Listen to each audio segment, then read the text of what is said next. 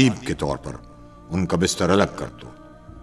تم تعذیب و تنبیہ کے لیے انہیں معمولی سزا دے سکتے ہو، اور تمہاری بیویوں کے بھی تم پر کچھ حقوق ہیں، یہ کہ تم لباس اور طعام کی سہولتوں میں ان کے ساتھ حسن سلوک کرو۔ اگر وہ تمہاری نافرمانی سے باز آ جائیں اور جائز امور میں تمہاری اطاعت کریں تو دستور کے مطابق انہیں خوراک اور لباس فراہم کرو۔ عورتیں معروف کاموں میں تمہاری نافرمانی نہ کریں۔ اگر وہ اس معیار پر پورا اترتی ہیں تو تمہیں ان پر کسی زیادتی کا کوئی حق نہیں ہے۔ عورتیں گھریلو اخراجات میں شوہر کی اجازت کا خیال رکھیں۔ بچے کا نسب اسی کی طرف منسوب ہوگا عورت جس کے نکاح میں ہے۔ زانی کے لیے محرومی ہے اور اس کا حساب اللہ کے سپرد ہے۔ کسی عورت کے لیے جائز نہیں کہ وہ اپنے شوہر کی اجازت کے بغیر اپنا مال کسی اور کو دے۔ سنو، جس نے اپنے نسب کی نسبت اپنے حقیقی باپ کے سوا کسی اور کی طرف کی تو اس پر اللہ تعالیٰ، اس کے فرشتوں اور سب لوگوں کی لعنت ہے۔ اس کی نہ کوئی فرض عبادت قبول ہوگی اور نہ ہی نفل۔ اپنے خادموں اور ماتحتوں کا اچھی طرح خیال رکھو۔ انہیں وہی کھلاؤ جو خود کھاتے ہو، وہی پہناؤ جو خود پہنتے ہو۔ اگر وہ کوئی ایسا گناہ کرے جو تمہارے نزدیک ناقابل معافی ہے تو انہیں انتہائی سخت سزا دینے کے بجائے ان سے جان چھڑانے کا دوسرا طریقہ اختیار کرو۔ میں ایک بار پھر تاکید کے ساتھ تمہیں حکم دیتا ہوں کہ اپنے خادموں اور ماتحتوں کے ساتھ حسن سلوک کرو۔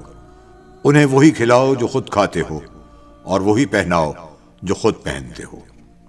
اے لوگوں، مجھے حکم دیا گیا ہے کہ میں لوگوں سے لڑوں یہاں تک کہ وہ کلمہ لا الہ الا اللہ کہنے پر آمادہ ہو جائیں۔ جب وہ توحید اور رسالت کا اقرار کر لیں تو ان کی جان و مال محفوظ ہے۔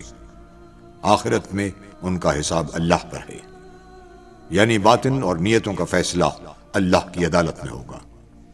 اللہ کے ساتھ کسی کو شریک نہ ٹھہراؤ، ناحق کسی کو قتل نہ کرو، زنا نہ کرو اور چوری نہ کرو۔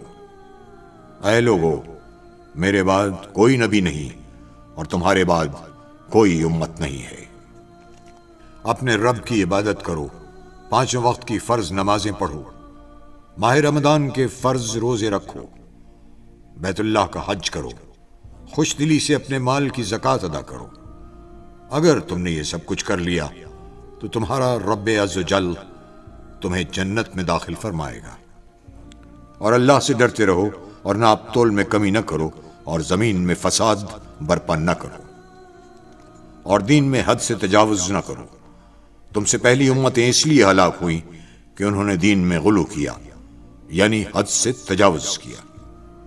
اے لوگو، شیطان اس بات سے تو مایوس ہو چکا ہے کہ تمہاری اس زمین پر کبھی اس کی عبادت کی جائے، لیکن اس کے علاوہ بہت سے معاملات میں لوگ اس کا کہا مانیں گے۔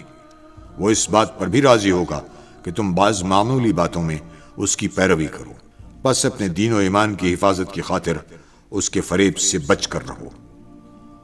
اللہ نے جو بھی بیماری نازل کی ہے اس کے لیے اس نے دوا بھی اتاری ہے، سوائے بڑھاپے کے۔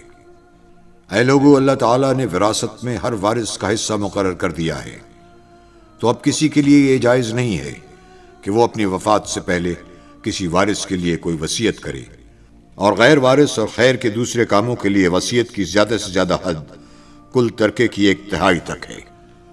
میری اور مجھ سے پہلے انبیاء کی بہترین دعا یہ ہے: اللہ ایک ہے، اس کا کوئی شریک نہیں، بادشاہت اسی کے لیے ہے، ہر تعریف کے لائق وہی ہے، خیر اسی کے قبضے و قدرت میں ہے، وہی زندگی عطا کرتا ہے اور وہی موت دیتا ہے، اور وہ ہر چیز پر قادر ہے۔ لوگوں، جان لو کہ 3 باتیں ایسی ہیں جن سے مومن کے دل میں کینہ پیدا نہیں ہوتا، یہ کہ عمل خیر خالص اللہ کے لیے ہو، اہل اختیار کی خیر خواہی کرو، مسلمانوں کی جماعت کو لازم پکڑو۔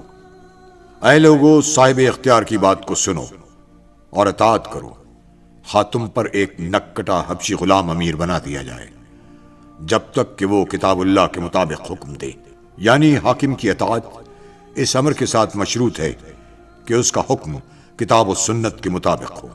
اے لوگو، میری بات کو سمجھو، کیونکہ میں نے دین کا پیغام تم تک پہنچا دیا ہے۔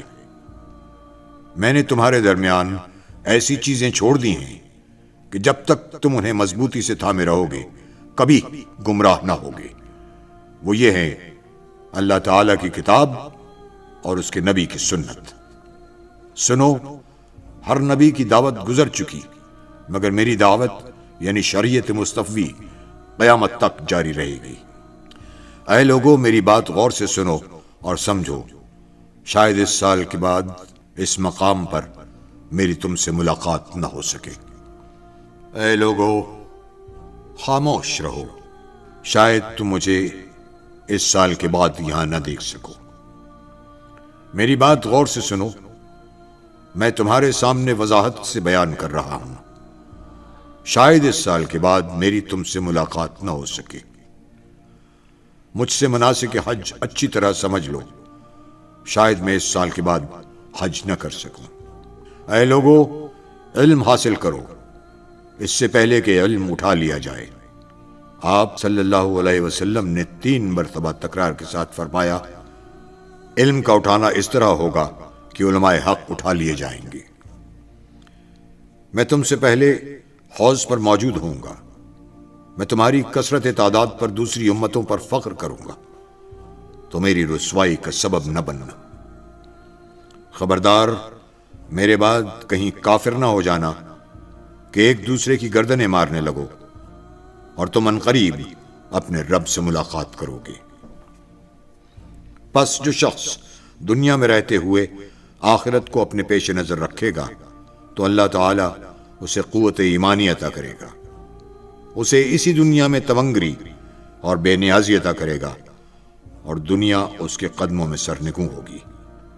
جس کا نصب العین یہی دنیا ہوگی تو اللہ تعالیٰ اس کی طاقت کو منتشر فرما دے گا، اور وہ اپنی آنکھوں کے سامنے فقر کو دیکھے گا، اور دنیا سے اس کے لیے جو حصہ لکھا جا چکا ہے وہ اسے مل کر رہے گا۔ سنو، تم نے مجھے براہ راست دیکھ لیا اور سن لیا، اور تم سے میرے بارے میں پوچھا جائے گا۔ بس جس نے مجھ پر جھوٹ باندھا تو وہ اپنا ٹھکانہ جہنم کو بنا لے۔ سنو، جو یہاں پر موجود ہیں وہ اس پیغام حق کو ان تک پہنچا دیں جو یہاں موجود نہیں ہیں۔